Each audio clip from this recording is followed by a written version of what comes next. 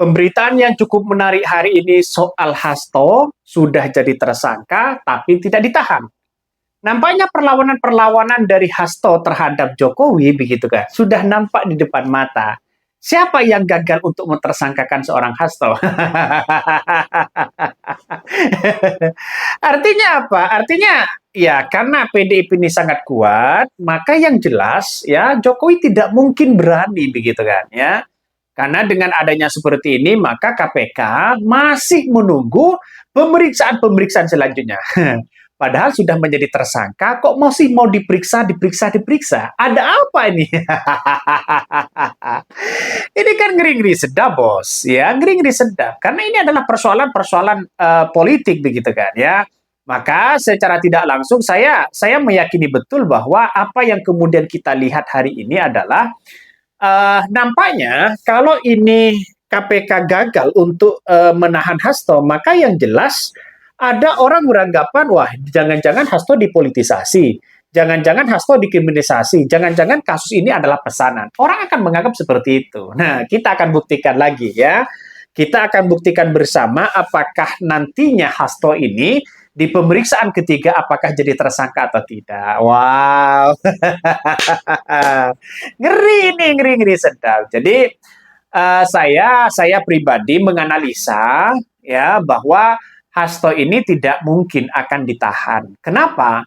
Karena bukti-bukti yang kuat di situ ya Hasto ini tidak menyuap pejabat publik, tidak menyuap ya negara di situ, tidak ada kerugian pada negara. Dia hanya ya sebagai sekjen PDIP yang mendengar curhatan-curhatan itu bahwa ya dari peralihan PAW dari ke Harun Masiku ya Pak Hasto sebenarnya tahu tapi tidak menyuap, tidak ikut menyuap.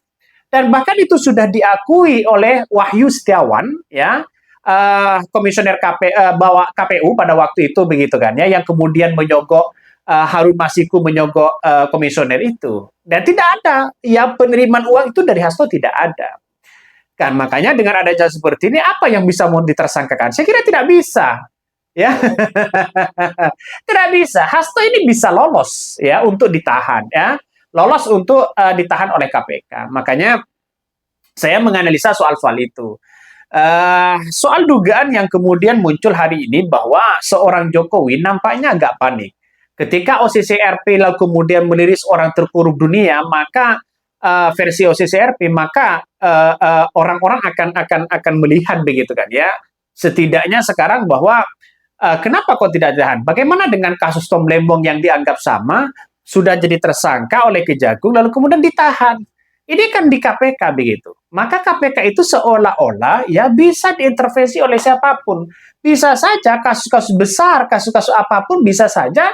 Ya, hanya itu aja mereka. Makanya kepercayaan hari ini terhadap kepercayaan publik terhadap KPK ini sangat kecil sekali.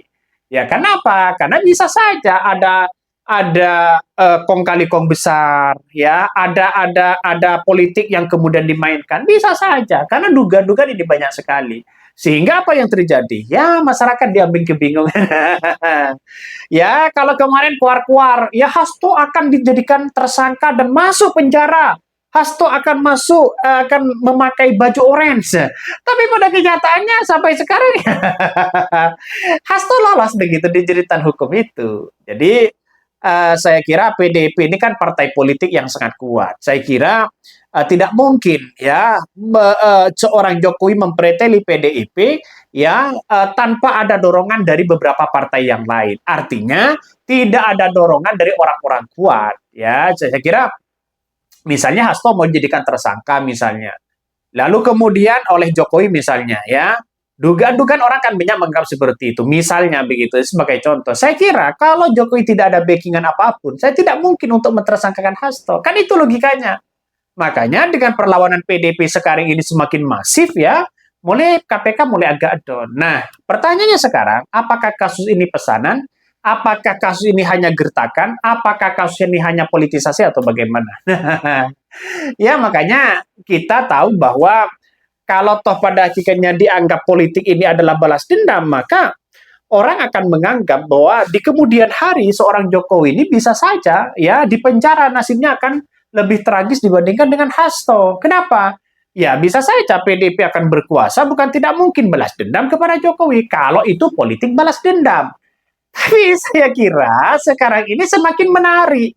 Ya, kenapa? Ya, karena Hasto sudah diperiksa berapa kali begitu kan ya. Sudah menjadi saksi sudah diperiksa sudah, menjadi tersangka sudah, tapi tidak ditahan. Logikanya kan aneh. Itulah kekuatan PDIP di situ. Makanya sekarang-sekarang ini ya Hasto tersenyum lebar, ya tersenyum lebar dia. Jadi mungkin nanti KPK lagi merinci bagaimana soal temuan-temuan yang ada. Kalau ini tidak cepat jadi tersangka, maka kemudian kepercayaan KPK dianggap ya hanya menjadi gertakan. Karena ini kasus lama loh, ya. Kasus lama. Ini sudah berapa tahun? 4 tahun begitu. Siapa yang ingin mau jadi tersangka Hasto ini lalu kemudian yang menghalang-halangi soal itu? Pasti kita tahu nanti akan dibeberkan oleh Hasto. Apakah Hasto punya skandal keluarga Jokowi? Nah, itu pertanyaannya. Makanya Ibu Koni membongkar habis-habisan masalah soal itu.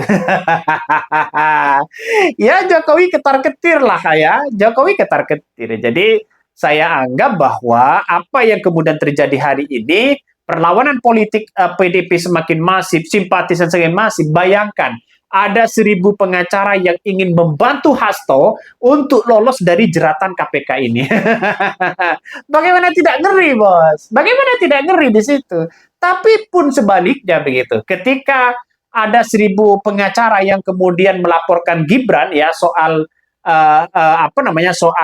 Pilpres kemarin begitu, ketika ditolak oleh Mahkamah Konstitusi, simpatisan PDIP dan pengacara-pengacara mereka begitu kan ya mengajukan ke PN di situ tapi ditolak. Tapi buktinya kita lihat saja perlawanan PDIP ini nampaknya akan semakin masif. Jadi artinya kita sadari bahwa politik yang sekarang ini ya bagaimana perlawanan dari Jokowi. Nampaknya begitu kan ya, PDIP dan Jokowi ingin berbondong-bondong, ingin merebut hati Prabowo.